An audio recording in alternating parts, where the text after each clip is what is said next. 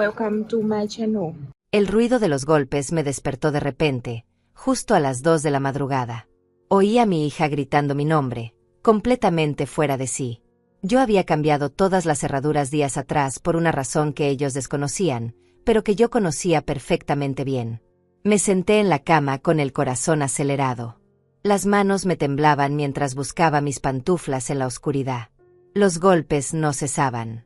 Cada impacto contra la madera resonaba en toda la casa como un tambor de guerra. «Mamá, abre esta puerta inmediatamente». La voz de Luisa atravesaba las paredes. Era un grito desesperado, furioso, lleno de una rabia que jamás pensé escuchar de mi propia hija. La niña que había criado con tanto amor, la bebé que había arrullado en mis brazos durante noches enteras, ahora aullaba mi nombre como si fuera su peor enemiga. Me puse de pie despacio. Mis rodillas crujieron con el movimiento. 68 años pesan sobre el cuerpo, especialmente cuando has trabajado cada día de tu vida sin descanso. Caminé hacia la ventana del dormitorio y aparté apenas la cortina. Desde allí podía ver la entrada principal.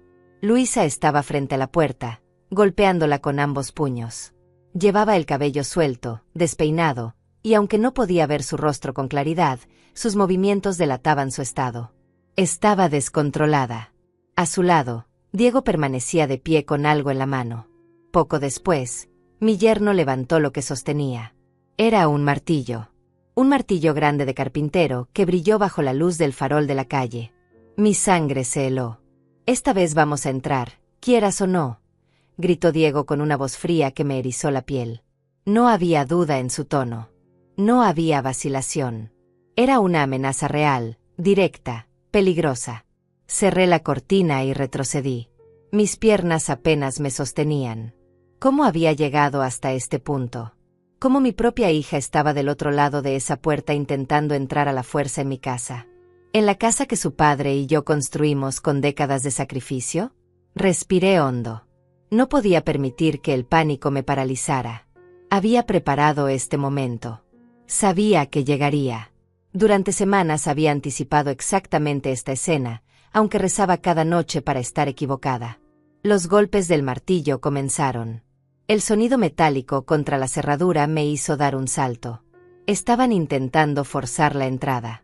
Diego golpeaba con fuerza sistemática, tratando de romper el mecanismo. Pero yo había instalado cerraduras nuevas, reforzadas, de seguridad máxima. No sería tan fácil. «Mamá, por favor». Luisa había cambiado de táctica. Ahora su voz sonaba suplicante, casi llorosa. «Solo queremos hablar contigo. Estamos preocupados. Abre la puerta». Mentiras. Todo eran mentiras. Yo sabía perfectamente qué querían. Había visto los documentos. Había escuchado sus conversaciones cuando pensaban que yo dormía o que mi mente ya no funcionaba bien. Sabía exactamente lo que habían planeado para mí. Permanecí tranquila en medio de la sala, envuelta en mi bata de dormir, descalza sobre el piso frío. La casa estaba en penumbra, solo iluminada por la luz tenue que entraba desde la calle. Mis manos ya no temblaban. Había tomado una decisión hacía días y ahora solo debía ejecutarla. Entonces, detrás de mí, una voz calmada dijo: «Déjalos entrar, Aurora». «Yo abro». Me giré lentamente. Amelia estaba de pie junto a la entrada del pasillo. Mi amiga de toda la vida, la mujer que había sido mi vecina durante 30 años y que ahora era mi abogada de confianza. No estaba sola. A su lado había un hombre de traje oscuro con un portafolio en la mano, y 2 personas más que permanecían en las sombras del comedor. «¿Estás segura de esto?», le pregunté en voz baja, apenas un susurro que se perdía entre los golpes que seguían resonando desde afuera. Amelia asintió con firmeza. Sus ojos grises me miraron con una mezcla de compasión y determinación. «Es ahora o nunca, querida. Ellos ya cruzaron todos los límites. Es momento de que vean las consecuencias». Asentí despacio. Tenía razón. No podía seguir escondiéndome en mi propia casa, viviendo con miedo de mi propia sangre. Si habían venido hasta aquí, a las 2 de la madrugada, con un martillo y amenazas, ya no había vuelta atrás. Caminé hacia la puerta principal. Cada paso parecía pesar toneladas. Mis pies descalzos tocaban el suelo con suavidad mientras me acercaba al lugar donde del otro lado esperaban dos personas que alguna vez había amado más que a mi propia vida. Finalmente, escuché gritar a Diego cuando mis pasos resonaron cerca de la entrada. Ya era hora. Abre de una vez. Mi mano se posó sobre la manilla. Estaba fría, metálica, real. Por un segundo dudé. Por un instante brevísimo pensé en dar media vuelta, volver a mi habitación, taparme los oídos y pretender que nada de esto estaba sucediendo. Pero no podía. Ya había llegado demasiado lejos. Giré la manilla lentamente. El mecanismo se destrabó con un clic suave. Tiré de la puerta hacia adentro y la abrí de par en par. La luz de la calle inundó el recibidor. Luisa y Diego quedaron congelados en el umbral, con los ojos muy abiertos, las bocas entreabiertas, mirando no solo hacia mí sino hacia las personas que estaban detrás de mí. Amelia dio un paso al frente, saliendo de las sombras. El hombre del traje hizo lo mismo. Las otras dos personas se movieron hacia los lados, revelando su presencia. Todos nos miraban en silencio. Buenas noches, Luisa. Buenas noches, Diego, dije con una voz que sonó mucho más firme de lo que me sentía por dentro. Pasen, por favor. Creo que tenemos mucho de qué hablar. El rostro de Luisa se puso blanco como el papel. Sus labios temblaron, pero no salió sonido alguno. Diego dejó caer el martillo. El golpe metálico contra el cemento de la entrada resonó en el silencio de la madrugada como una sentencia final. Antes de continuar con lo que sucedió esa noche, necesito que entiendan quién soy yo. Necesito que sepan de dónde vengo y qué tuve que hacer para llegar hasta aquí. Porque solo así comprenderán por qué lo que estaba a punto de hacerme destrozaba el alma, pero era absolutamente necesario. Me llamo Aurora Rivas y tengo 68 años. Nací en un pueblo pequeño a las afueras de la ciudad, en una casa de madera con techo de lata donde el agua se filtraba cada vez que llovía. Mi padre era jornalero y mi madre lavaba ropa ajena para sobrevivir. Éramos 6 hermanos y nunca hubo suficiente comida para todos. Aprendí a coser a los 8 años porque era la única manera de tener ropa que me quedara bien. A los 12 ya cosía para vecinas y ganar algunos centavos. A los 15 dejé la escuela para trabajar tiempo completo en un taller de costura del centro. Ganaba $3 al día trabajando desde las 6 de la mañana hasta las 8 de la noche. Conocí a Carlos cuando tenía 18 años. Él era conductor de autobús y pasaba cada mañana frente al taller donde yo trabajaba. Durante 6 meses me saludó con la mano cada vez que me veía esperando en la parada. Un día finalmente se atrevió a bajar y hablarme. Tenía una sonrisa tímida y manos enormes, callosas por el trabajo. Nos casamos un año después en una ceremonia simple. No hubo vestido blanco ni fiesta elegante. Yo llevé un vestido celeste que había cosido yo misma y Carlos usó el único traje que tenía. La recepción fue en casa de mis padres con tamales y refresco. Pero fue el día más feliz de mi vida porque sabía que había encontrado a un hombre bueno, trabajador, honesto. Los primeros años fueron durísimos. Vivíamos en un cuarto alquilado de 2 por 3 metros. Carlos trabajaba turnos dobles manejando el autobús y yo seguía cosiendo en el taller durante el día y tomaba trabajos extra por las noches. Ahorrábamos cada centavo que podíamos. Guardábamos el dinero en una lata escondida debajo del colchón. Cuando quedé embarazada de Luisa, pensé que no podríamos sobrevivir. El embarazo fue difícil. Tuve que dejar el taller en el 7º mes porque ya no podía con el peso y las náuseas. Carlos empezó a trabajar también los fines de semana. Dormía 4 horas por noche. Lo veía consumirse frente a mis ojos, pero nunca se quejó. Luisa nació un martes de marzo a las 3 de la tarde. Fue parto natural en el hospital público. Cuando la enfermera me la puso en los brazos, lloré de felicidad y terror al mismo tiempo. Era tan pequeña, tan frágil. ¿Cómo íbamos a darle todo lo que necesitaba? Pero lo hicimos.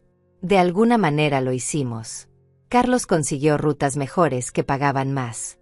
Yo empecé a coser desde casa mientras cuidaba a Luisa. Trabajaba con ella dormida en una cuna al lado de mi máquina de coser. Muchas noches me quedaba hasta el amanecer terminando vestidos, arreglando pantalones, bordando manteles. Cuando Luisa cumplió 3 años, logramos comprar un terreno. Era un lote pequeño en las afueras, sin servicios, sin nada. Pero era nuestro. Tardamos 2 años en construir la casa.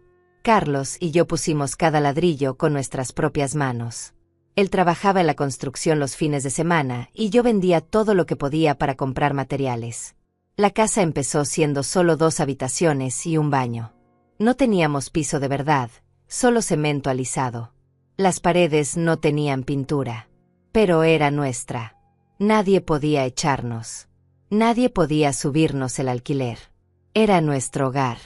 Luisa creció en esa casa. La vi dar sus primeros pasos en ese piso de cemento. La escuché decir sus primeras palabras recostada contra esas paredes sin pintar. Cada Navidad, aunque no tuviéramos dinero para regalos caros, hacíamos una cena especial y decorábamos con lo que podíamos. Cuando Luisa entró a la escuela, me aseguré de que tuviera todo lo que yo nunca tuve. Útiles nuevos cada año. Uniforme limpio y planchado. Merienda todos los días. Carlos y yo nos saltábamos comidas para que ella nunca pasara hambre. Comprábamos lo más barato para nosotros y lo mejor que podíamos pagar para ella. Los años pasaron así, en una rutina agotadora pero llena de propósito. Carlos seguía manejando su autobús. Yo había convertido una habitación de la casa en un pequeño taller de costura. Tenía clientas fijas que me traían trabajo constantemente. También empecé a rentar 2 habitaciones a estudiantes para tener ingresos extra. Con ese dinero pudimos ampliar la casa.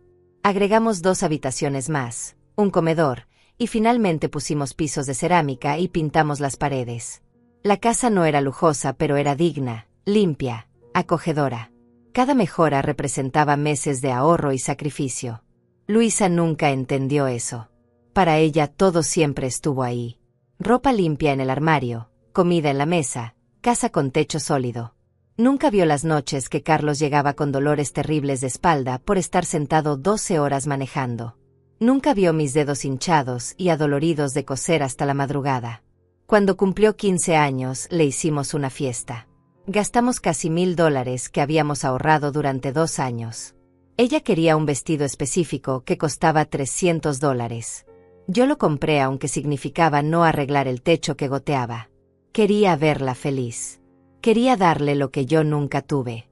Luisa terminó la secundaria con buenas calificaciones.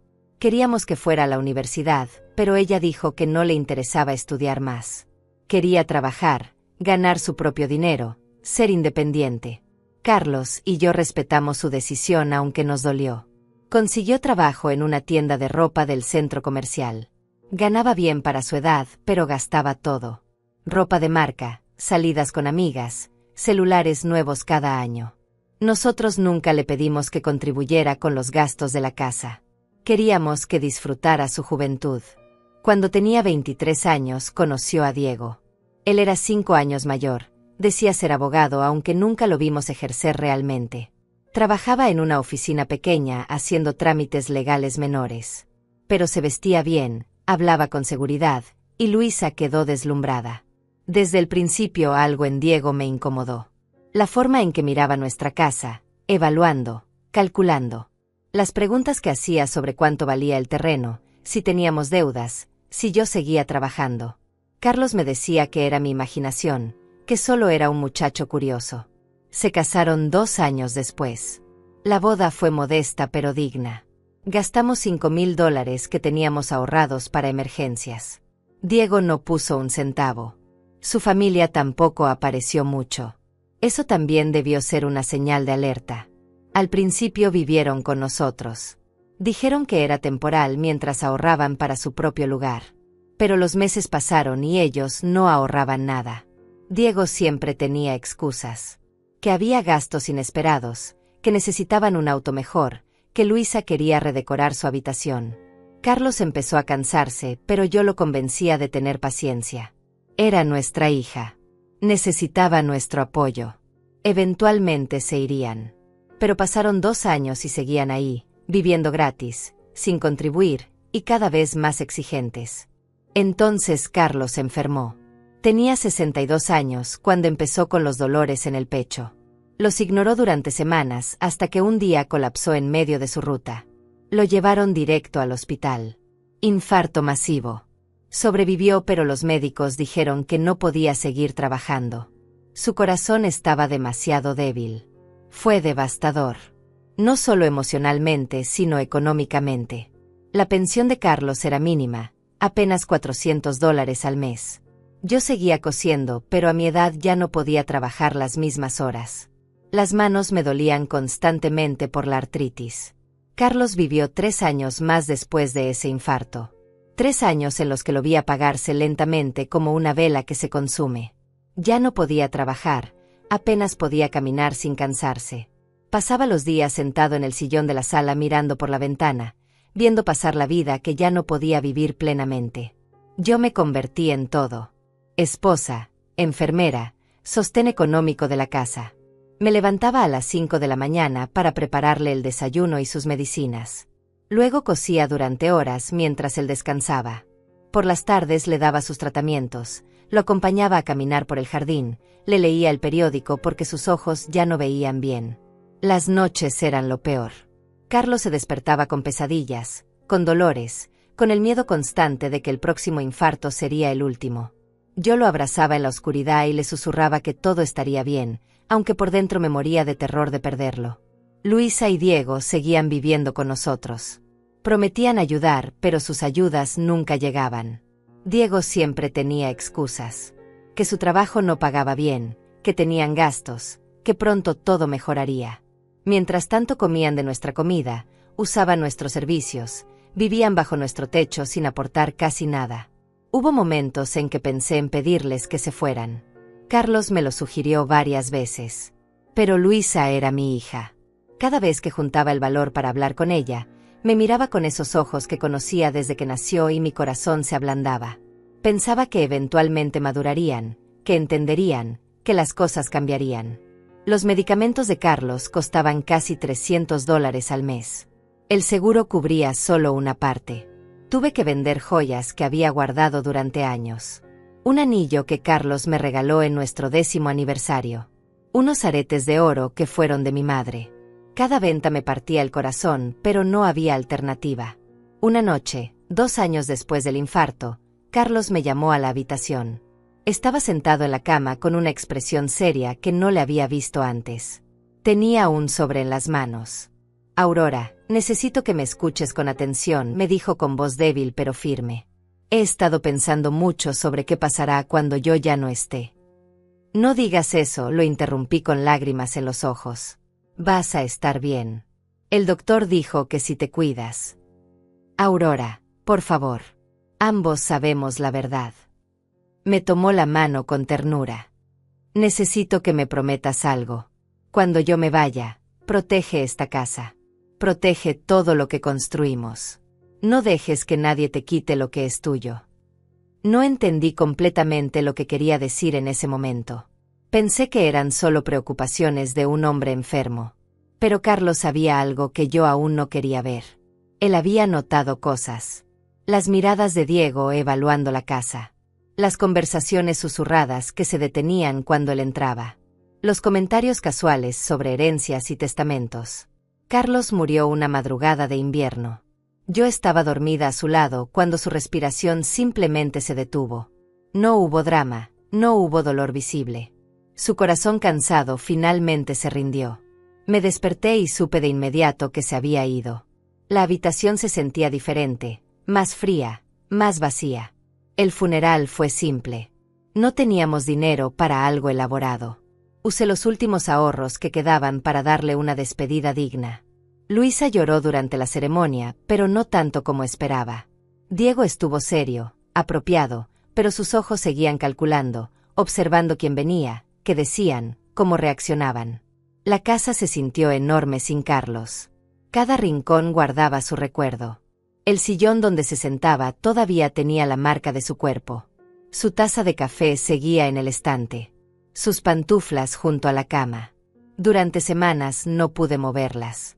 Era como si al dejarlas ahí, una parte de él siguiera conmigo. La pensión de Carlos se detuvo, por supuesto. Ahora solo tenía mi trabajo de costura y el dinero que me daban los 2 estudiantes que rentaban habitaciones. En total, unos $600 al mes.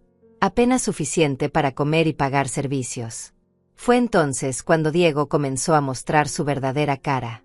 Una semana después del funeral se sentó conmigo en la mesa de la cocina. Luisa no estaba. Había salido a comprar algo.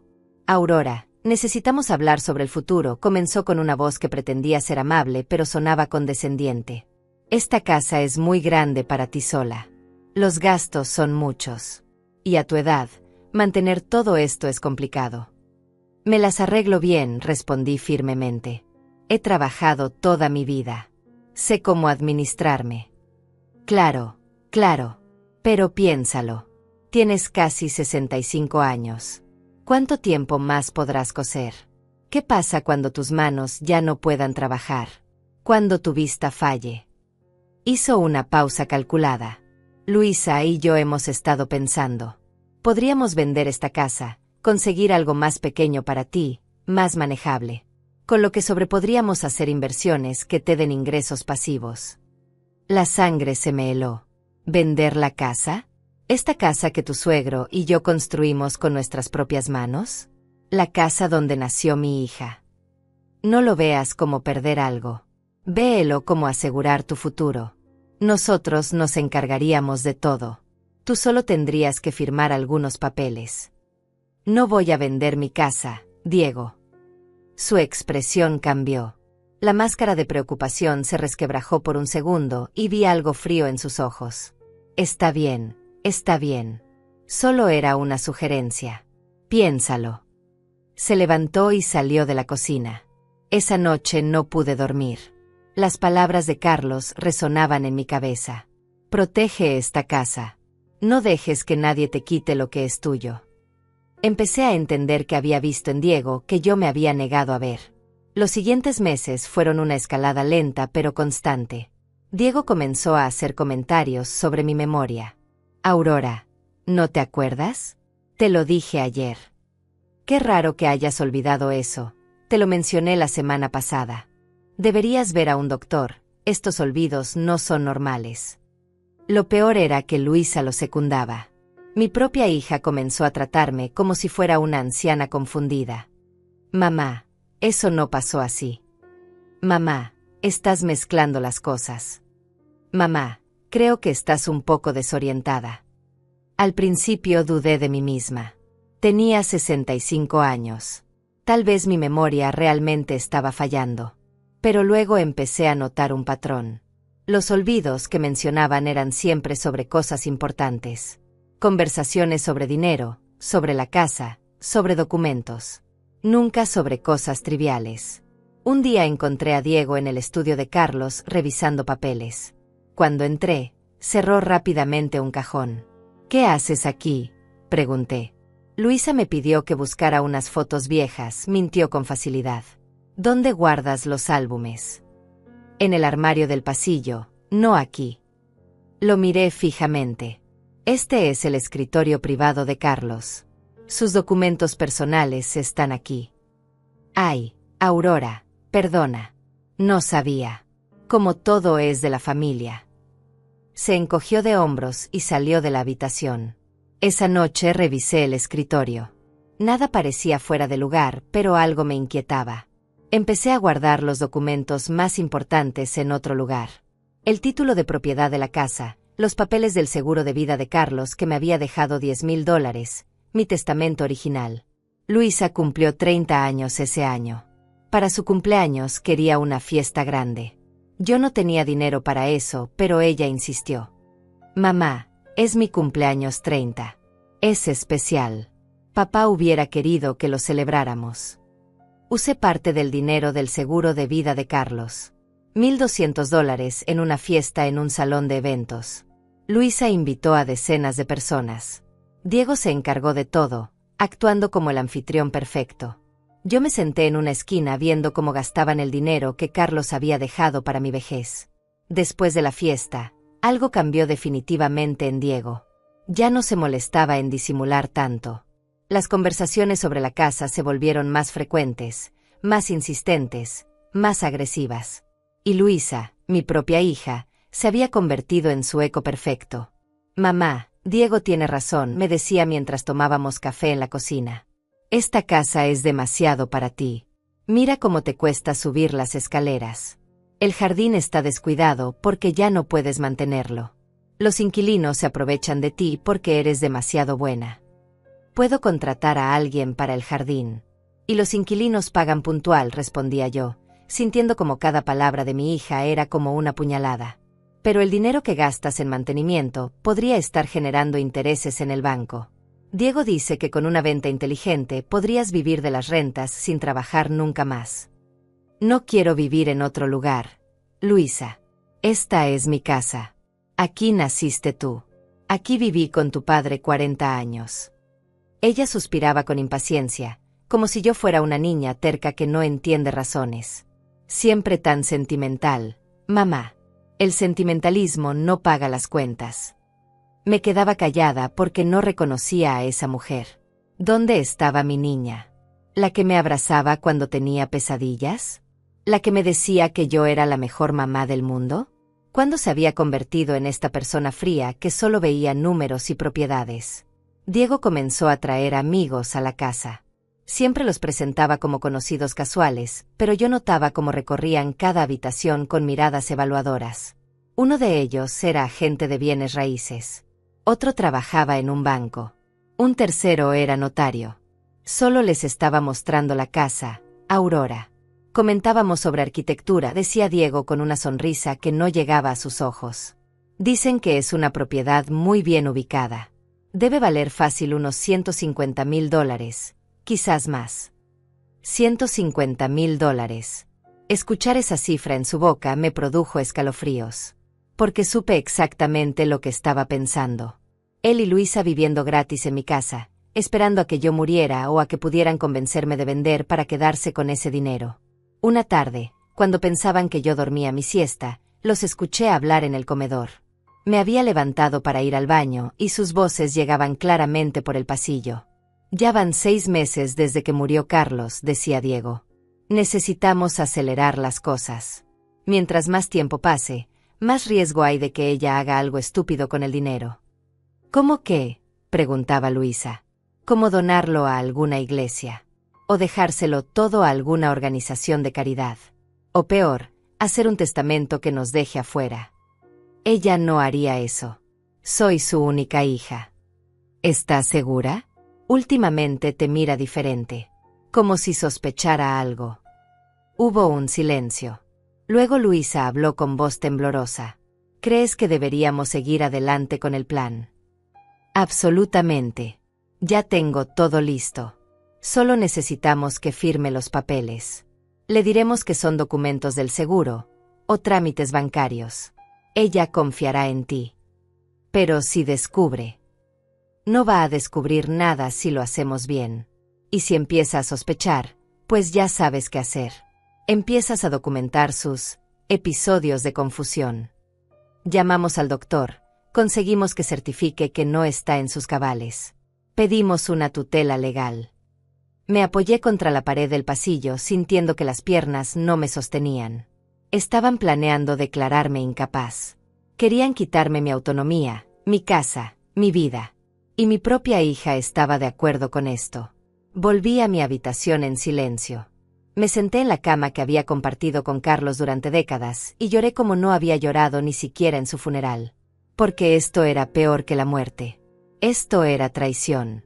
Esto era ver a tu única hija convertirse en tu peor enemiga. Esa noche tomé una decisión. No iba a quedarme de brazos cruzados esperando a que me destruyeran. Carlos me había advertido. Me había pedido que protegiera lo nuestro. Y eso iba a hacer. Al día siguiente, cuando Diego y Luisa salieron, revisé toda la casa. Busqué en sus habitaciones, en sus cajones, en sus pertenencias. Me sentí terrible haciéndolo, pero necesitaba saber con qué estaba lidiando. Lo que encontré me heló la sangre. En el portafolio de Diego, escondido entre otros papeles, había documentos legales. Un borrador de solicitud de interdicción. Mi nombre estaba ahí, junto con argumentos sobre mi supuesta incapacidad mental. Había notas sobre síntomas de demencia que yo supuestamente mostraba. Todo era mentira, cada palabra, pero estaba tan bien documentado que parecía real. También encontré contactos de médicos privados. Números subrayados con la nota dispuesto a cooperar por $2,000. Estaban planeando comprar un diagnóstico falso. Iban a pagarle a un doctor para que certificara que yo no estaba en mis cabales. Había más. Borradores de poderes legales que me quitarían el control de mis propias finanzas. Documentos de bancos sobre cómo abrir cuentas conjuntas obligatorias. Información sobre hogares de ancianos y sus costos mensuales. Lo entendí todo en ese momento. El plan completo. Iban a declararme incapaz, tomar control de mi dinero y mi casa, venderlo todo, quedarse con el efectivo y meterme en algún asilo barato donde pudiera pudrirme mientras ellos disfrutaban de lo que Carlos y yo habíamos construido. Fotografié cada documento con manos temblorosas. Guardé las fotos en una memoria USB que escondí en el dobladillo de unas cortinas viejas. Luego devolví todo exactamente como estaba. No podía confrontarlos todavía. No sin ayuda. No sin un plan. Si los enfrentaba ahora, acelerarían su cronograma. Podrían volverse violentos. Necesitaba ser más inteligente que ellos. Recordé a Amelia, mi vecina de toda la vida. Habíamos sido amigas durante 30 años. Ella había sido abogada antes de retirarse. Si alguien podía ayudarme, era ella. Al día siguiente, pretextando ir al mercado, fui a su casa. Amelia me recibió con su sonrisa cálida de siempre, pero su expresión cambió cuando vio mi rostro. Aurora, ¿qué pasa? Te ves terrible. Me derrumbé. Le conté todo. Cada detalle, cada conversación, cada documento que había encontrado. Amelia escuchó en silencio, su rostro volviéndose más serio con cada palabra. Cuando terminé, ella se quedó pensativa durante largos minutos. Finalmente habló. Aurora, esto es muy grave. Esto es conspiración para cometer fraude. Es abuso de anciano. Podrían ir a prisión por esto. No quiero mandar a mi hija a prisión, susurré. Solo quiero protegerme. Quiero que me dejen en paz. Entiendo. Pero necesitas actuar rápido. Si ellos presentan esos documentos ante un juez y consiguen un dictamen médico favorable, aunque sea fraudulento, te va a costar mucho revertirlo. Amelia me tomó las manos. Necesitas blindarte legalmente. Ahora mismo. Durante las siguientes semanas, Amelia se convirtió en mi aliada secreta. Me ayudó a hacer un nuevo testamento, uno sólido que Diego y Luisa no podrían impugnar fácilmente. Establecimos un fideicomiso para proteger la casa. Cambiamos todas mis cuentas bancarias a instituciones diferentes donde ellos no tenían acceso. También necesitas un poder legal preventivo, me explicó Amelia. Si nombras a alguien de confianza ahora, mientras estás claramente en tus cabales, ningún juez podrá darte un tutor en el futuro sin el consentimiento de esa persona. ¿Y a quién puedo nombrar? No tengo más familia cercana. Puedes nombrarme a mí, si confías en mí, o podemos buscar un administrador profesional. La miré a los ojos. Amelia había estado a mi lado en los buenos y malos momentos. Había llorado conmigo en el funeral de Carlos. Había cuidado mi casa cuando estuve enferma. Te nombro a ti, si aceptas esta carga. Por supuesto que acepto, querida amiga. Mientras Amelia y yo trabajábamos en silencio para proteger mi patrimonio, Diego y Luisa intensificaban su campaña. Ahora era obvio que habían decidido acelerar sus planes, aunque no sabían que yo ya los había descubierto. Los olvidos que me atribuían se volvieron más elaborados. Diego empezaba conversaciones sobre temas que nunca habíamos hablado y luego, frente a otras personas, me recriminaba por no recordarlos. Aurora, te lo expliqué 3 veces la semana pasada. ¿De verdad no te acuerdas? Luisa invitó a algunos vecinos a tomar café. Durante la reunión, dejó caer comentarios diseñados para sembrar dudas sobre mi estado mental. Mamá se confunde mucho últimamente. Ayer no recordaba si había tomado sus medicinas. Tuve que revisar los frascos para estar segura. Yo no tomaba ninguna medicina regular. Era una mentira descarada. Pero los vecinos la miraban con compasión, como si fuera una hija abnegada cuidando de su madre enferma. El otro día salió sin decirle a nadie, continuaba Luisa con voz preocupada. La encontramos horas después caminando por el parque, completamente desorientada. Nos dijo que había ido a buscar a mi papá. Pobrecita, a veces olvida que él ya murió. Otra mentira. Yo había ido al parque esa tarde a caminar, como hacía habitualmente. pero la forma en que Luisa lo contaba sonaba como el relato de una anciana senil. Vi las miradas de los vecinos llenándose de lástima y preocupación. Lo más retorcido era que no podía defenderme sin parecer exactamente lo que ellos querían que pareciera, una mujer mayor en negación sobre su deterioro mental. Si protestaba demasiado, si me enojaba, solo reforzaba su narrativa. Una tarde llegó a la casa un hombre que se presentó como el doctor Mendoza. Diego lo había invitado para un chequeo de rutina sin consultarme. «Es solo para asegurarnos de que todo está bien, mamá», dijo Luisa con una sonrisa que no alcanzaba sus ojos. «A tu edad, los chequeos regulares son importantes». Yo sabía exactamente quién era ese hombre. Recordé las notas en el portafolio de Diego. Dispuesto a cooperar por $2,000. Este era el médico corrupto que iban a pagar para certificar mi incompetencia. El doctor Mendoza me hizo preguntas aparentemente inocentes. ¿Qué día era hoy? ¿Quién era el presidente? Podía recordar 3 palabras que me decía, pero había algo falso en todo el procedimiento. La forma en que anotaba mis respuestas, las miradas que intercambiaba con Diego, el tono condescendiente de su voz. Respondí todas sus preguntas correctamente. Me mantuve calmada, coherente, lúcida. No le di ninguna munición que pudiera usar en mi contra. Cuando terminó, vi la frustración en su rostro. «Todo parece estar en orden por ahora», dijo finalmente. «Pero a esta edad, las cosas pueden cambiar rápidamente. Recomendaría evaluaciones más frecuentes». «¿Con qué frecuencia?», preguntó Diego. «Cada 2 semanas sería ideal». «No será necesario», dije firmemente. «Tengo mi propio médico de cabecera. Si necesito evaluaciones, él se encargará». «Mamá, el doctor Mendoza solo quiere ayudar», protestó Luisa. «Ya dije que no. Esta es mi casa y estas son mis decisiones médicas». Mi voz sonó más dura de lo que pretendía, pero estaba furiosa. ¿Realmente pensaban que era tan tonta como para no ver lo que estaban haciendo? El doctor Mendoza se fue poco después. Escuché a Diego hablar con él en la entrada. No pude oír las palabras exactas, pero el tono era de frustración. Sabía que les había arruinado ese primer intento. Esa noche, Diego y Luisa tuvieron una discusión acalorada en su habitación. Las paredes de la casa no eran muy gruesas. Escuché fragmentos de la conversación desde mi cuarto. «Te dije que lo estás haciendo demasiado obvio», decía Luisa. «¿Y qué sugieres? ¿Que esperemos otros 6 meses? No tenemos ese tiempo. Ya le quedan menos de $10,000 del seguro de vida. Una vez que eso se acabe, no habrá nada que tomar». «Pero si sospecha». «Ella no sospecha nada. Es una vieja sentimental. Cree que todavía somos la familia feliz que jugábamos a ser». «No hables así de mi madre. Tu madre es un obstáculo entre nosotros y una vida mejor. Entre nosotros y $150,000 que podríamos estar usando ahora mismo». Hubo un silencio largo. Luego Luisa habló con voz pequeña.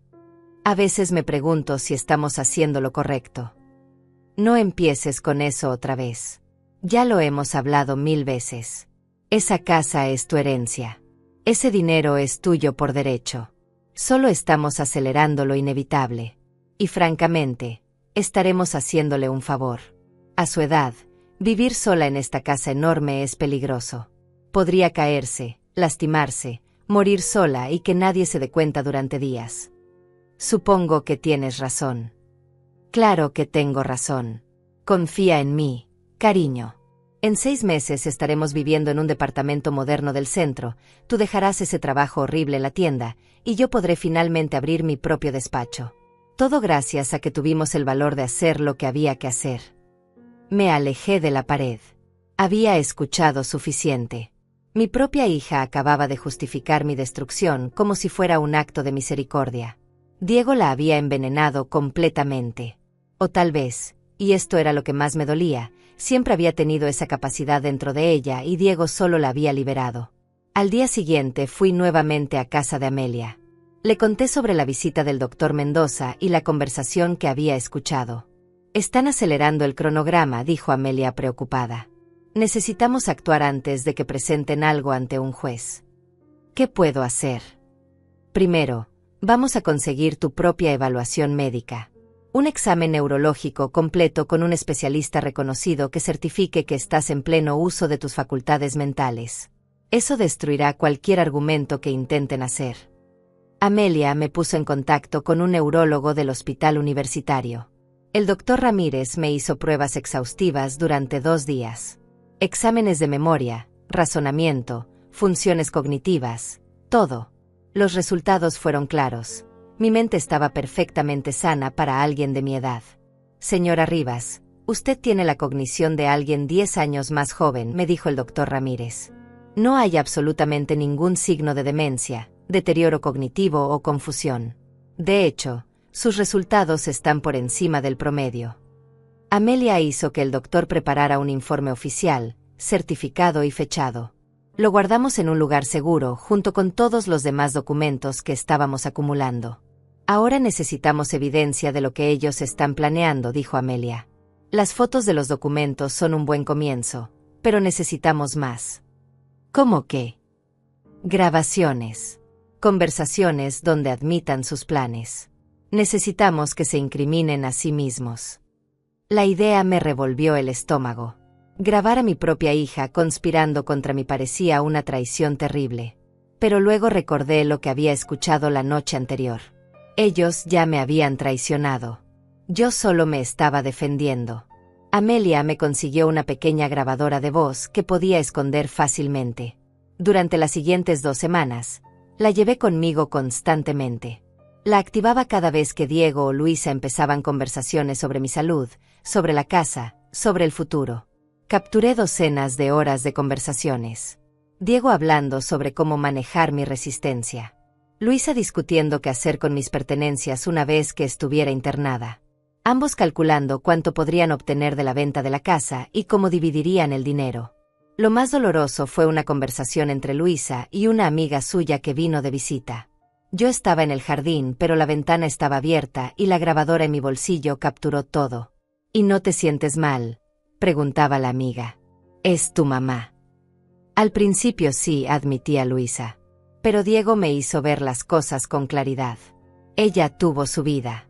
Vivió sus años. Ahora es nuestro turno. Además, en un asilo estará mejor cuidada. Tendrá enfermeras, actividades, gente de su edad. Pero si ella no quiere ir. A veces hay que tomar decisiones difíciles por el bien de las personas que amamos. Cuando sea mayor lo entenderá. O tal vez no, si su mente sigue deteriorándose. Pero al menos estará segura. Con cada grabación, con cada conversación capturada, sentía que mi corazón se partía un poco más. Pero también sentía crecer dentro de mí una determinación férrea. No iba a permitir que me destruyeran. No iba a dejar que convirtieran los últimos años de mi vida en una pesadilla. Amelia y yo nos reuníamos cada pocos días para revisar el material recopilado. Ella tomaba notas meticulosas, organizaba las evidencias, construía un caso que pudiera presentarse ante un juez si fuera necesario. «Aurora, con esto que tienes, podrías presentar cargos criminales», me dijo una tarde mientras escuchábamos una grabación particularmente incriminatoria. Conspiración para cometer fraude, intento de apropiación ilegal, abuso de adulto mayor. Diego podría ir a prisión. «No quiero destruir a mi hija», susurré. «Solo quiero que me dejen vivir en paz». «Lo entiendo. Pero necesitas estar preparada para la posibilidad de que esto escale. Ellos no van a rendirse fácilmente». Tenía razón. A medida que pasaban las semanas y yo seguía resistiendo sus intentos de control, Diego se volvía más agresivo. Ya no se molestaba en ser sutil. Una noche llegó a casa con papeles en la mano. Los dejó caer sobre la mesa de la cocina frente a mí. «Necesito que firmes esto», dijo sin preámbulos. «¿Qué es?» «Un poder legal. Para que Luisa y yo podamos ayudarte a manejar tus finanzas. Te estás haciendo vieja, Aurora. Es hora de que gente más joven se encargue de estas cosas». Miré los documentos sin tocarlos. No voy a firmar nada que no haya revisado mi propio abogado. ¿Tu propio abogado? No tienes abogado. Conseguiré uno si es necesario. Diego se inclinó sobre la mesa, su rostro a centímetros del mío. La máscara de yerno preocupado había desaparecido completamente. «Escúchame bien, Vieja, vas a firmar estos papeles. Hoy, mañana o la próxima semana, pero los vas a firmar. Porque si no lo haces por las buenas, lo haremos por las malas. Me estás amenazando en mi propia casa. Te estoy diciendo la realidad. Puedes cooperar y hacer esto fácil para todos, o puedes resistirte y convertirlo en algo feo. Tu elección. Me puse de pie con las piernas temblando, pero la voz firme. Fuera de mi cocina. Ahora. Esta también es mi casa. Vivo aquí. Vives aquí porque yo lo permito. Y eso puede cambiar en cualquier momento. Diego soltó una carcajada amarga. ¿Vas a echarme? ¿A mí y a tu hija? Adelante. Inténtalo. Veamos qué dice un juez cuando le cuentes sobre tu estado mental deteriorado, sobre cómo nos amenazas, sobre cómo no puedes cuidarte sola. Sal de aquí. Voy a salir. Pero esto no ha terminado, Aurora. Ni por asomo. Tomó los papeles y salió de la cocina dejándome temblando de miedo y rabia. Esa noche llamé a Amelia. Necesito cambiar las cerraduras. Mañana mismo. ¿Estás segura? Eso va a provocar una confrontación directa. Ya la provocó Diego. Amenazó con declararme incompetente si no firmo papeles que le den control de mi dinero. No puedo seguir viviendo así, con miedo en mi propia casa. Está bien. Llamaré a un cerrajero de confianza. Pero Aurora, cuando cambies esas cerraduras, ellos van a reaccionar. Probablemente de forma violenta. Necesitas estar preparada. Lo estoy. Al día siguiente, cuando Diego y Luisa salieron a trabajar, el cerrajero llegó. En 2 horas había cambiado todas las cerraduras de la casa. Puertas principales, puerta trasera, puertas de las habitaciones. Amelia vino y se quedó conmigo. ¿Qué vas a hacer cuando regresen?, preguntó. Voy a decirles que ya no son bienvenidos aquí, que tienen una semana para recoger sus cosas. Van a pelear. Que peleen. Esta es mi casa. Luisa llegó primero, alrededor de las 6 de la tarde. Intentó abrir la puerta con su llave. Escuché cómo la giraba 1, 2, 3 veces sin resultado. Luego golpeó. «Mamá, la puerta no abre. Cambiaste la cerradura». Abrí la puerta pero me quedé en el umbral, bloqueando la entrada. Sí, cambié la cerradura. ¿Por qué harías eso? Porque esta es mi casa y necesito sentirme segura en ella. ¿Segura? ¿Segura de qué? De tu propia familia. Su voz subió de tono, histérica. De personas que están intentando robarme. De gente que quiere declararme incompetente y meterme en un asilo para quedarse con mi casa. El rostro de Luisa palideció. No sé de qué estás hablando. Sí sabes. Sé todo, Luisa. Encontré los documentos. Escuché las conversaciones. Sé exactamente lo que tú y Diego han estado planeando. Mamá, estás confundida. Esto es exactamente de lo que hablábamos. Estás teniendo episodios paranoides. No estoy confundida y no estoy paranoica. Tengo evidencia. Fotografías, grabaciones, documentos. Todo. Luisa retrocedió como si la hubiera golpeado. Has estado espiándonos. Me estaba defendiendo. Hay una diferencia. En ese momento llegó Diego. Evaluó la situación de inmediato. ¿Qué está pasando aquí? Tu suegra enloqueció, dijo Luisa con voz temblorosa. Cambió las cerraduras y nos está acusando de cosas horribles. Diego se acercó a la puerta. Aurora, abre esta puerta ahora mismo. Vivimos aquí. No puedes dejarnos afuera. Tienen una semana para recoger sus pertenencias. Coordinaremos horarios para que puedan entrar supervisados y llevarse sus cosas. Después de eso, no quiero verlos más. Esto es ridículo.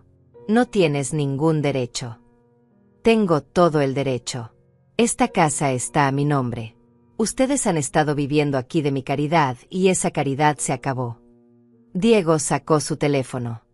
Voy a llamar a la policía. Esto es un desalojo ilegal. Tenemos derechos como residentes. Llama. Por favor. Llama. Me encantaría explicarle a la policía sobre tu plan para declararme incompetente. Sobre el doctor que intentaste sobornar. Sobre los documentos fraudulentos que preparaste. La mano de Diego se congeló sobre el teléfono. Nos miramos durante largos segundos.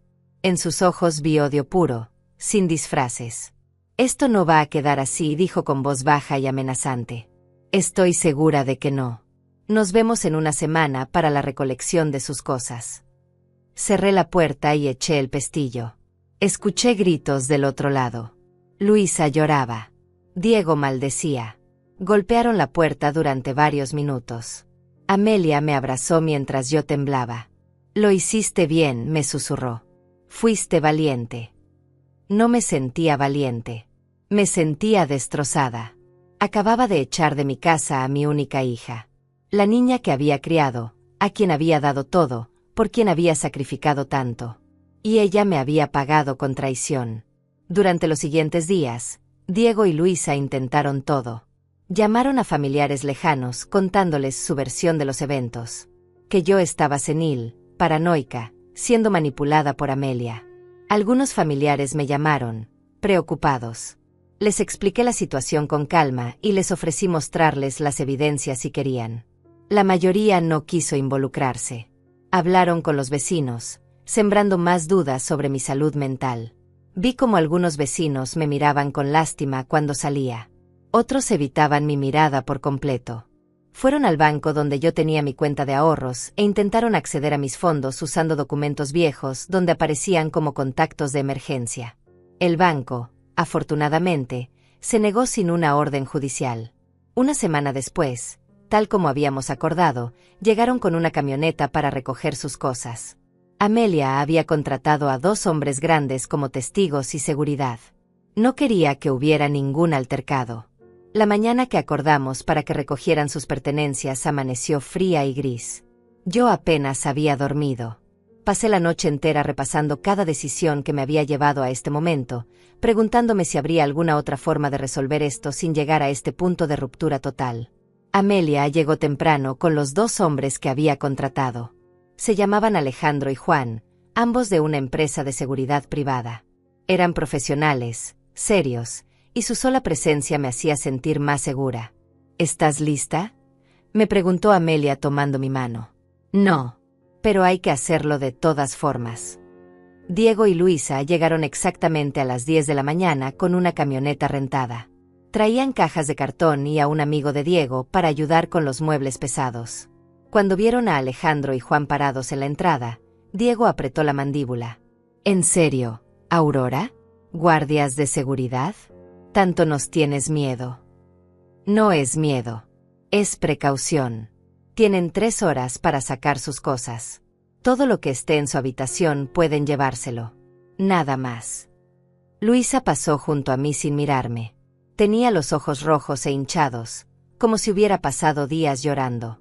Una parte de mí quería abrazarla, consolarla, decirle que todo estaría bien. Pero la parte más fuerte, la parte que había visto los documentos y escuchado las grabaciones, se mantuvo firme. Empezaron a sacar cajas. Ropa, zapatos, artículos personales. Los observaba desde la sala mientras Amelia tomaba fotografías de todo lo que salía de la casa. Documentación, me había explicado. Por si luego dicen que te quedaste con algo que les pertenecía. Diego intentó entrar al estudio de Carlos. Alejandro le bloqueó el paso. Esa habitación no está incluida, dijo con voz tranquila pero firme. Tengo documentos personales ahí dentro. No tienes nada ahí dentro. Esa habitación ha estado cerrada desde que Aurora cambió las cerraduras. Mientes. Yo trabajaba en ese estudio.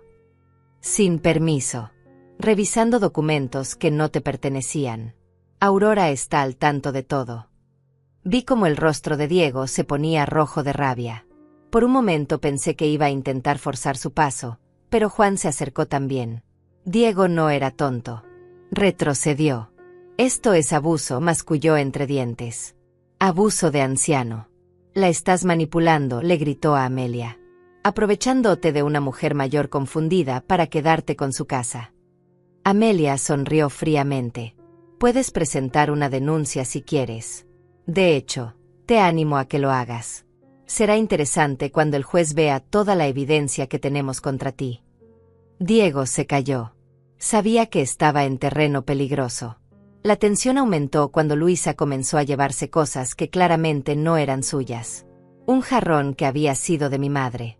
Unas fotografías enmarcadas de la familia.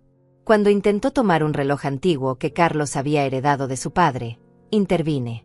Eso no te pertenece, Luisa. Era de papá. Ahora es mío. No, no lo es. El testamento de tu padre especificaba que todas sus pertenencias personales quedaban en mi custodia. Ese reloj se lo dejaré a tu hija Catarina cuando tenga edad. ¿Mi hija? Ahora te acuerdas de que tienes una nieta. La voz de Luisa estaba cargada de veneno. Hace semanas que no la dejas venir a visitarte. No la he dejado venir porque ustedes intentaban usarla como herramienta emocional. La última vez que estuvo aquí, Diego le pidió que me convenciera de firmar papeles. Tiene 9 años. Luisa.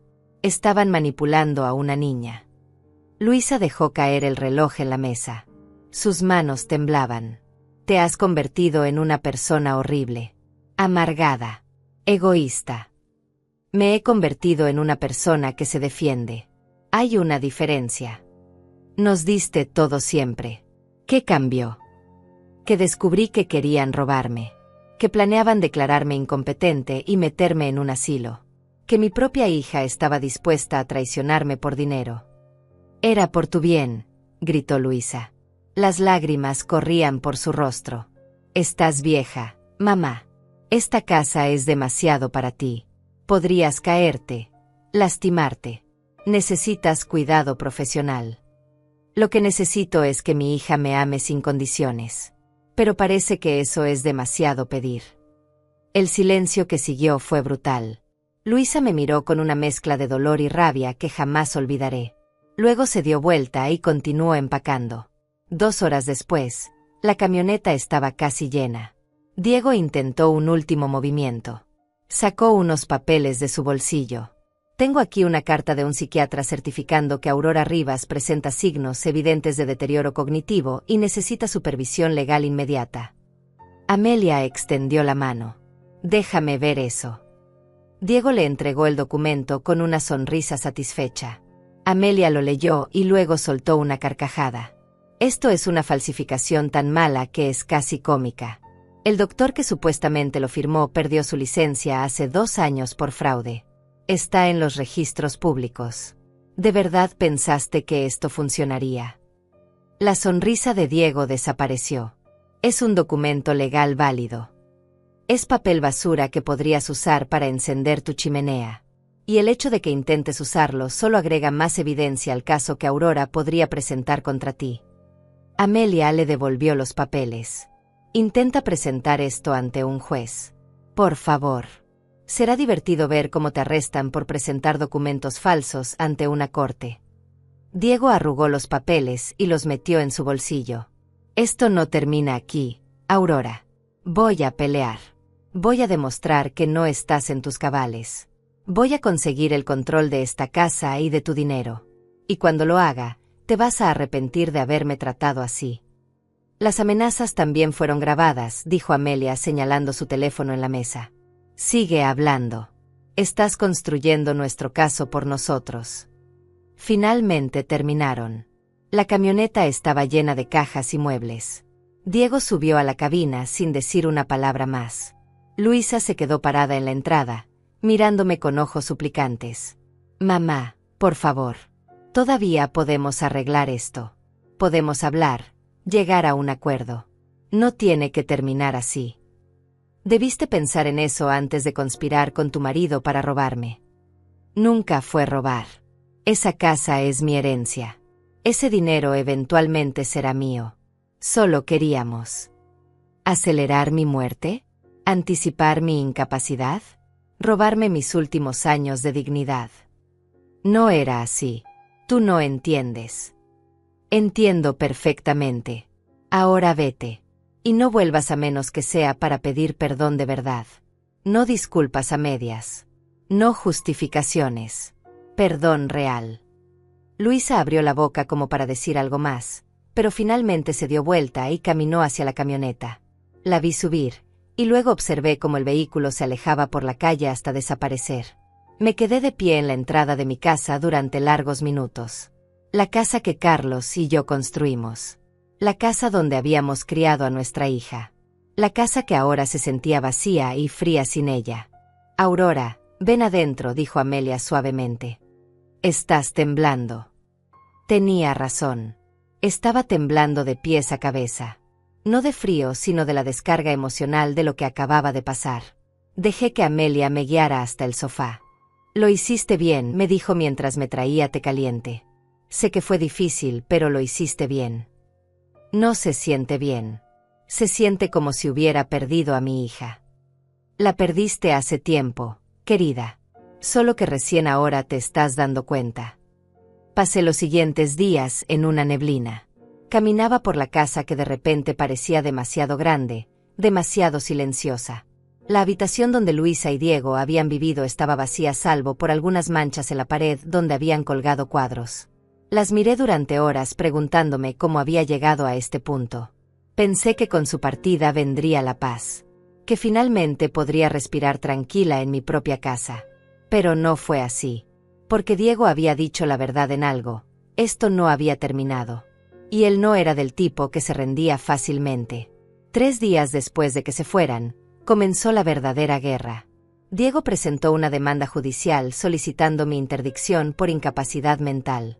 El documento legal llegó a mi casa un martes por la mañana, entregado por un oficial judicial que me miró con lástima mientras me pedía que firmara el recibo. Llamé a Amelia de inmediato. Ella vino y leyó los documentos con expresión cada vez más seria. Esto es grave, Aurora. Están alegando que representas un peligro para ti misma, que has mostrado comportamiento errático, paranoia, y que necesitas un tutor legal que maneje tus asuntos. ¿Pueden hacer eso? Después de todo lo que hicieron. Pueden intentarlo. Y con el juez equivocado, podrían tener éxito, al menos temporalmente. Amelia dejó los papeles sobre la mesa. Pero tenemos ventajas. Tenemos tu evaluación neurológica reciente. Tenemos evidencia de su conspiración. Y tenemos tiempo para preparar una defensa sólida. Los siguientes días fueron una pesadilla de preparativos legales. Amelia me puso en contacto con un abogado especializado en derecho de familia y protección de adultos mayores. Se llamaba José Herrera y tenía reputación de ser implacable en corte. Señora Rivas, me dijo en nuestra primera reunión, voy a ser completamente honesto con usted. Estos casos son difíciles porque los jueces tienden a ser cautelosos. Prefieren errar del lado de la protección, incluso si eso significa limitar las libertades de personas perfectamente capaces. Entonces puedo perder. No si presentamos un caso sólido. Y usted tiene un caso muy sólido. Pero necesito que esté preparada para que esto se ponga feo. Van a atacar su carácter, su salud mental, su capacidad de juicio. Van a traer testigos que dirán cosas horribles sobre usted. Tenía razón. La campaña de desprestigio comenzó casi inmediatamente. Diego contactó a todos los que conocíamos contándoles su versión de los eventos. Según él, yo era una anciana confundida que había sido manipulada por Amelia, quien supuestamente quería quedarse con mi casa. Algunos vecinos comenzaron a evitarme por completo. Otros me miraban con una mezcla de lástima y desconfianza. Una señora con quien había tomado café durante años me detuvo en la calle. Aurora, ¿es verdad que echaste a tu propia hija de tu casa en medio de la noche? No fue en medio de la noche. Fue un proceso legal y ordenado. Pero es tu hija. Tu propia sangre. ¿Cómo puedes hacerle eso? Ella intentaba robarme. Planificaba declararme incompetente para quedarse con mi casa. La mujer negó con la cabeza. Ay, Aurora. Luisa jamás haría algo así. Siempre ha sido tan buena contigo. Creo que estás confundida, querida. Y así era con todos. Diego y Luisa habían construido una narrativa tan convincente que la gente la creía sin cuestionar. La pobre hija abnegada tratando de cuidar a su madre senil. La malvada vecina aprovechándose de una anciana vulnerable. El yerno preocupado solo queriendo proteger a su familia.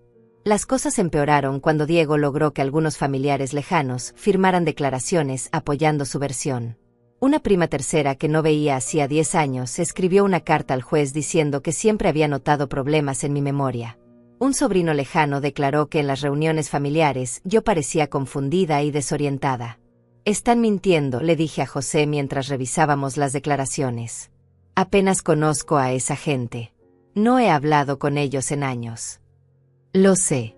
Pero sus declaraciones van al expediente de todas formas. Tendremos que demostrar que no tienen conocimiento real de tu estado actual». Luisa comenzó a usar a Catarina, mi nieta, como arma emocional.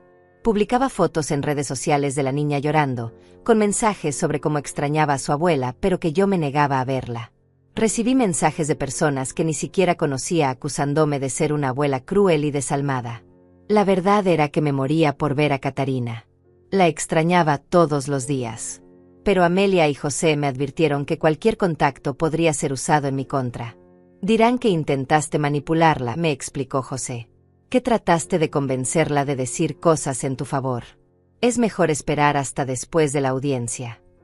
Una noche, alrededor de las 11, sonó el timbre. Miré por la ventana y vi una patrulla policial. Mi corazón se aceleró mientras abría la puerta. «¿Señora Aurora Rivas?», preguntó uno de los oficiales. «Sí, soy yo». Recibimos una llamada de bienestar. Alguien reportó que podría estar en peligro, que ha estado comportándose de manera extraña y preocupante. ¿Quién reportó eso? No puedo revelar esa información, señora. Podemos pasar y verificar que todo esté bien. Los dejé entrar. Recorrieron la casa mientras yo explicaba la situación. Les mostré los documentos legales, la demanda de Diego, las evidencias de su conspiración. Los oficiales se miraron entre sí. «Señora, parece que está en medio de una disputa familiar complicada», dijo uno de ellos finalmente. «Pero usted se ve perfectamente capaz y lúcida. No vemos ninguna razón para intervenir. Pueden poner eso en un reporte. Haremos un informe de la visita indicando que encontramos todo en orden». Después de que se fueron, supe quién había hecho esa llamada. Era otra táctica de Diego para crear un registro de preocupaciones sobre mi bienestar. Pero al menos esta vez les había salido al revés. Las semanas pasaron y la tensión aumentaba.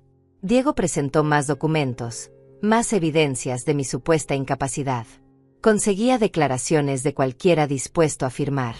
Algunos lo hacían porque realmente creían su versión. Otros, sospechaba, recibían algo a cambio. José trabajaba incansablemente preparando nuestra defensa. Reunió testimonios de mis clientes de costura que atestiguaban mi lucidez y capacidad. El dueño del mercado donde hacía compras escribió una carta describiendo nuestras conversaciones normales y coherentes. Mi médico de cabecera proporcionó registros mostrando que estaba en buena salud para mi edad. Pero nuestra arma más fuerte, decía José, son las grabaciones y los documentos que encontraste. Eso demuestra claramente que ellos conspiraron contra ti. Cuando el juez escuche esas conversaciones, va a ver quiénes son los verdaderos manipuladores aquí. La fecha de la audiencia se fijó para 6 semanas después de la presentación inicial. 6 semanas que se sintieron como 6 años. Apenas dormía. Comía poco. Pasaba las noches repasando cada conversación, cada decisión, preguntándome si había hecho algo diferente que podría haber evitado todo esto. Amelia se quedaba conmigo muchas noches. Me preparaba té, me obligaba a comer, me escuchaba cuando necesitaba hablar. «Vas a salir de esto», me decía. «Eres más fuerte de lo que ellos piensan». 2 semanas antes de la audiencia, Luisa apareció en mi puerta. Estaba sola, sin Diego. Se veía terrible, demacrada, con ojeras profundas. «Mamá, por favor. Necesitamos hablar». «No tengo nada que hablar contigo. Cualquier comunicación debe ser a través de mi abogado. Por favor. Solo 5 minutos». Tenía lágrimas en los ojos. «Te lo ruego». Contra mi mejor juicio, la dejé pasar. Nos sentamos en la sala, separadas por metros de distancia que se sentían como kilómetros. «Diego no sabe que estoy aquí», comenzó. «Si se entera, se va a enojar mucho». «¿Y eso te importa? Te has convertido en su títere perfecto». No es así. Yo pensé que estábamos haciendo lo correcto. Diego me convenció de que era por tu bien, que te estábamos protegiendo. ¿Protegiendo? Planeando robarme es protegerme. Luisa se cubrió el rostro con las manos. Lo sé. He estado tan confundida. Diego dice una cosa, tú dices otra. Ya no sé qué es verdad. La verdad está en los documentos que encontré, en las conversaciones que grabé, en las intenciones reales detrás de todas sus acciones. Si retiro mi apoyo a la demanda, podrías perdonarme. Mi corazón dio un vuelco. ¿Lo harías? ¿Irías contra Diego? Hubo un largo silencio. Vi la lucha interna en su rostro. Finalmente, negó con la cabeza. No puedo. Es mi esposo. Tengo que apoyarlo. Entonces viniste a pedirme perdón, pero no estás dispuesta a hacer nada para ganártelo. Vine a pedirte que retires los cargos. Que dejes que Diego maneje tus finanzas. Prometo que te cuidaremos bien. Que nunca te faltará nada. Me puse de pie. Sal de mi casa. Mamá. Sal. Viniste aquí a intentar manipularme una vez más. A hacerme sentir culpable para que me rinda. Pero no va a funcionar, Luisa. No esta vez. Ella se levantó lentamente. En la puerta se dio vuelta. Diego dice que si no cooperas, va a destruirte en corte. Tiene testigos, documentos, todo preparado. Dice que vas a perder. La audiencia llegó finalmente. Me vestí con mi mejor ropa, un traje sencillo pero digno que había usado para el funeral de Carlos. Amelia me acompañó al juzgado junto con José. Mis manos temblaban mientras subíamos las escaleras del edificio. Adentro de la sala, del otro lado, estaban Diego y Luisa con su abogado. Diego me miró con una sonrisa fría y calculadora. Luisa mantenía la vista baja, incapaz de encontrarse con mis ojos. El juez era un hombre de unos 50 años con expresión seria. Escuchó primero los argumentos de Diego. Su abogado presentó un caso elaborado sobre mi supuesto deterioro mental, mi comportamiento errático, mi necesidad urgente de supervisión legal. Trajeron testigos. La prima lejana que declaró sobre mis supuestos olvidos. Un vecino que Diego había convencido de que yo había actuado de manera extraña. Hasta presentaron las notas del doctor Mendoza, el médico corrupto, aunque José las destrozó inmediatamente mostrando que había perdido su licencia. Su señoría, argumentaba el abogado de Diego, estamos hablando de una mujer de 68 años que vive sola en una casa grande, que ha echado a su única familia, que muestra claros signos de paranoia al creer que sus seres queridos conspiran contra ella. Necesita protección, aunque sea de sí misma. Luego fue nuestro turno. José comenzó presentando mi evaluación neurológica del doctor Ramírez. Los resultados eran irrefutables. Yo estaba mentalmente sana, competente, lúcida. Su señoría, dijo José con voz firme, lo que tenemos aquí no es una anciana confundida que necesita protección. Es una mujer perfectamente capaz defendiéndose de un intento calculado de robo y fraude. Entonces comenzó a presentar las evidencias. Las fotografías de los documentos que encontré en el portafolio de Diego. Los borradores de la solicitud de interdicción preparados meses antes de presentar la demanda oficial. Las notas sobre médicos dispuestos a cooperar por dinero. Vi cómo el rostro del juez se ponía más serio con cada documento. Diego se removía incómodo en su asiento. El abogado intentaba objetar, pero José tenía respuesta para todo. Luego vinieron las grabaciones.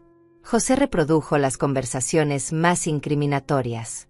La voz de Diego hablando sobre acelerar lo inevitable y quedarse con $150,000. Luisa discutiendo sobre internarme en un asilo barato. Ambos calculando fríamente cómo dividirían mi patrimonio. El silencio en la sala era absoluto. Cada palabra de esas grabaciones caía como una bomba. Vi cómo Luisa se ponía pálida, cómo escondía el rostro entre las manos. Diego mantenía una máscara de piedra, pero sus puños estaban apretados con tanta fuerza que los nudillos se veían blancos. Su señoría, continuó José, la señora Rivas no está paranoica. No está confundida. Ella descubrió un plan real y documentado para despojarla de su autonomía y su patrimonio. Todo lo que ha hecho ha sido defenderse legítimamente de un fraude en proceso. El juez pidió un receso. 30 minutos que se sintieron eternos. Amelia me sostenía la mano mientras esperábamos. No hablábamos. No había nada que decir. Cuando regresamos a la sala, el juez tenía su decisión. He revisado cuidadosamente toda la evidencia presentada, comenzó. Y debo decir que raramente he visto un caso tan claro de intento de abuso de adulto mayor disfrazado de preocupación familiar. Respiré por primera vez en lo que parecían horas. La solicitud de interdicción queda denegada completamente. La señora Aurora Rivas está claramente en pleno uso de sus facultades mentales y tiene todo el derecho de manejar sus propios asuntos. El juez miró directamente a Diego. Además, estoy ordenando que se remita copia de este expediente a la Fiscalía para que evalúe si corresponde presentar cargos criminales por intento de fraude, falsificación de documentos y conspiración. Diego se puso de pie bruscamente.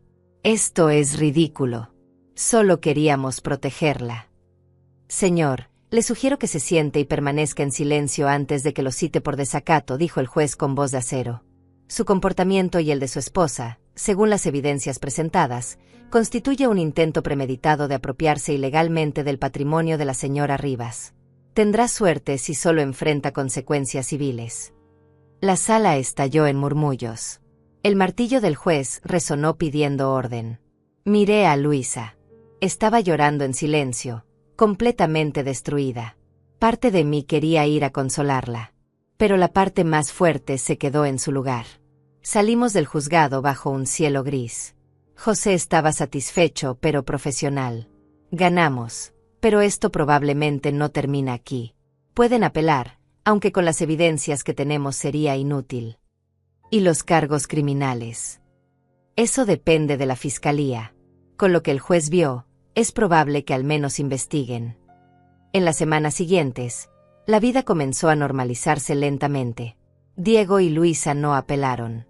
Probablemente su abogado les aconsejó que sería tirar dinero a la basura. La Fiscalía abrió una investigación sobre los documentos fraudulentos y el intento de soborno al médico. Un mes después, recibí una llamada. Diego había sido arrestado.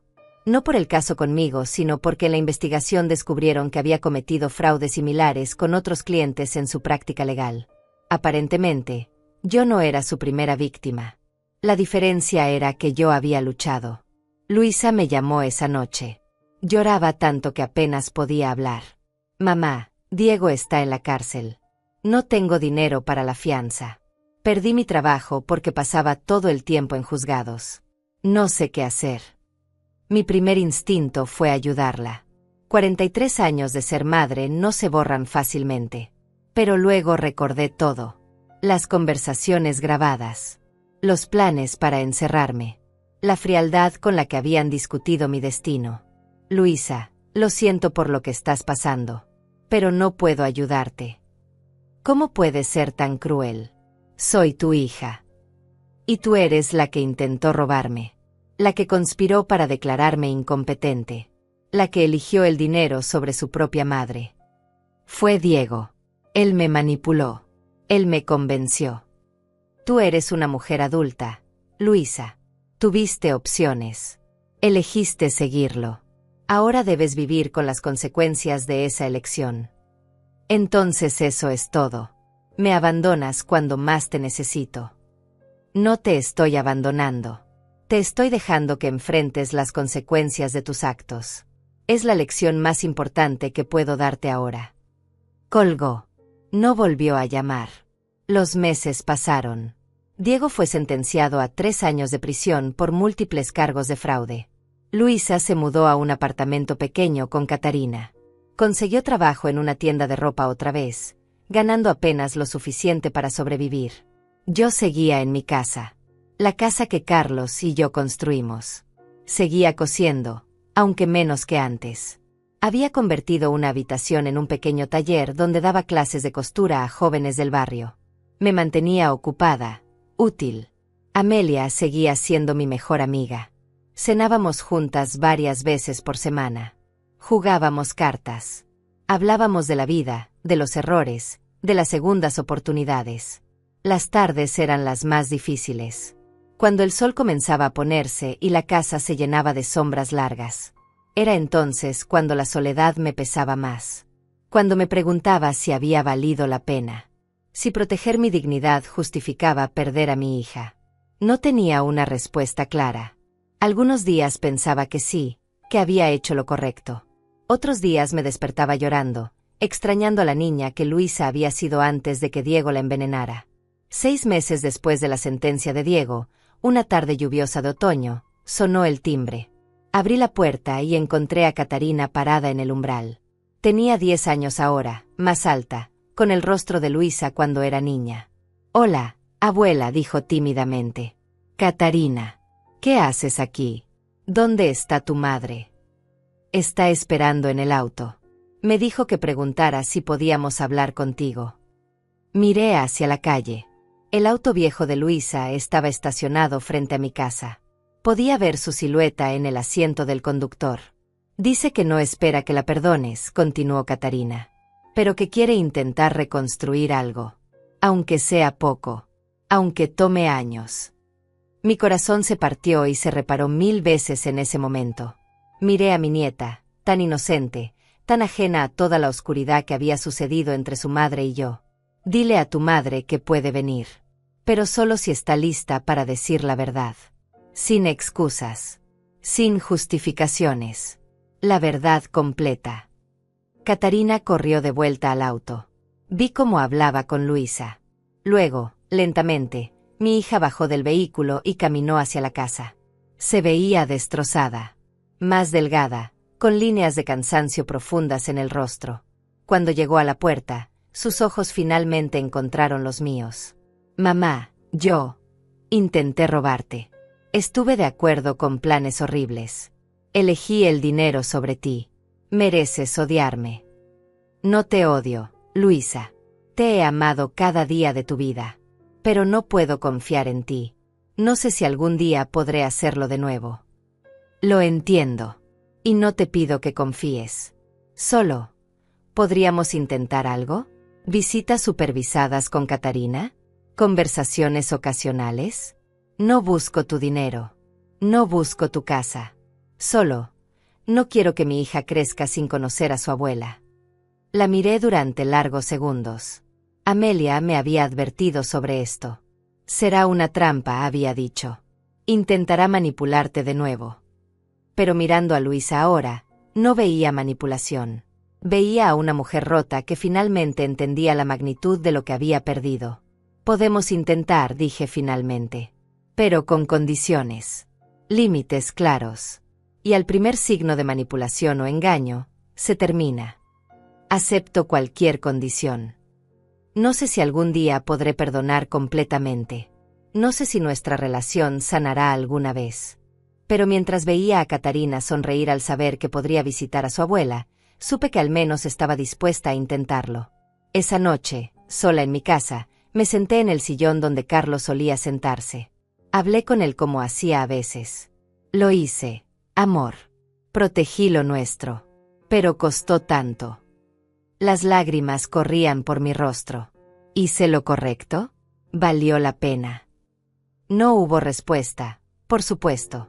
Solo el silencio de la casa y el peso de todas mis decisiones. Pero sobreviví. Mantuve mi dignidad. Protegí mi autonomía. Y aunque el precio fue devastador, demostré que una mujer de 68 años podía defenderse contra aquellos que buscaban destruirla. La victoria no se sentía gloriosa. Se sentía agotadora, dolorosa, melancólica. Pero era mía. Y nadie podría quitármela jamás.